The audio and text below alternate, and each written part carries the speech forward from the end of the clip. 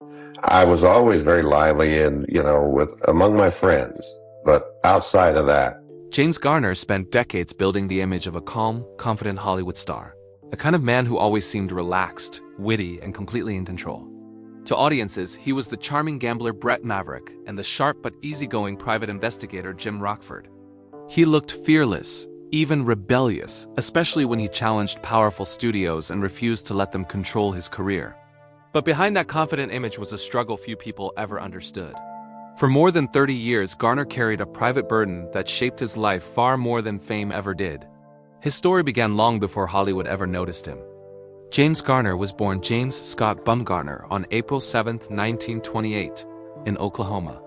His early childhood seemed ordinary at first, but everything changed when he was just 5 years old. His mother suddenly passed away at only 33 years old. The loss shattered the family.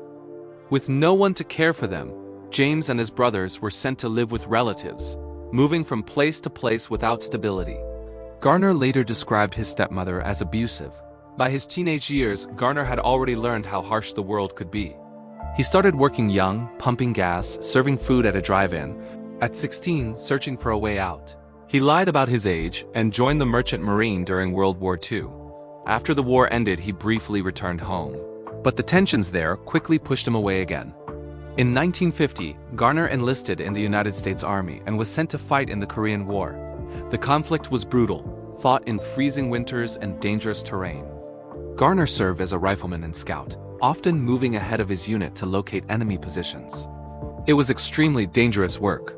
He was wounded twice in combat and received 2 Purple Hearts along with other military honors. Yet he rarely spoke about his time in Korea later in life. Like many soldiers of his generation, he carried those memories quietly. After the war, Garner struggled to find direction.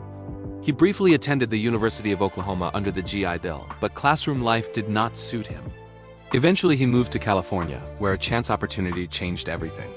A friend helped him land a small role as an extra in a stage production of the Caine Mutiny court-martial. While sitting in the background night after night, he watched actors like Henry Fonda perform. That experience sparked something unexpected. Acting suddenly seemed possible. The early years in Hollywood were not easy. Garner worked small roles and slowly learned the craft. Then, in 1957, the television series Maverick transformed his life. Instead of playing a typical fearless cowboy, Garner portrayed Brett Maverick as a clever gambler who preferred using his brain instead of his fists.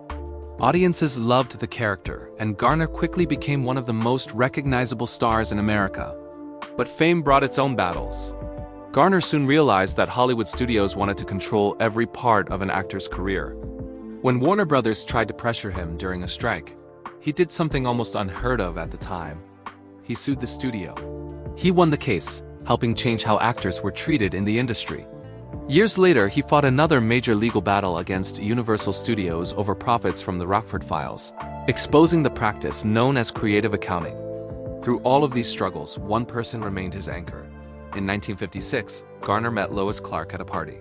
Just 2 weeks later, they were married. Their relationship became one of Hollywood's most enduring love stories. Together they raised 2 daughters and built a life far away from the chaos of the industry. Yet even with success, family, and admiration from millions of fans, Garner was quietly fighting something much deeper. For most of his life, he struggled with depression. The pain from his childhood, the trauma of war, and the pressure of fame all combined into a weight he carried privately for decades. In his generation, men simply did not talk about mental health, especially public figures. So Garner hid it behind humor, charm, and the relaxed characters audiences loved. Only late in life, in his memoir, The Garner Files, did he finally speak openly about the battle he had fought for so long. By sharing his truth, James Garner passed away on July 19, 2014, at the age of 86. But his legacy is far greater than the characters he played. He was a man who survived hardship, challenged powerful systems, loved his family deeply, and quietly endured battles most people never saw. If you enjoyed learning the real story behind this legendary star, make sure to subscribe to Hollywood Bulletin and press the bell icon so you never miss the powerful untold stories behind Hollywood's biggest legends.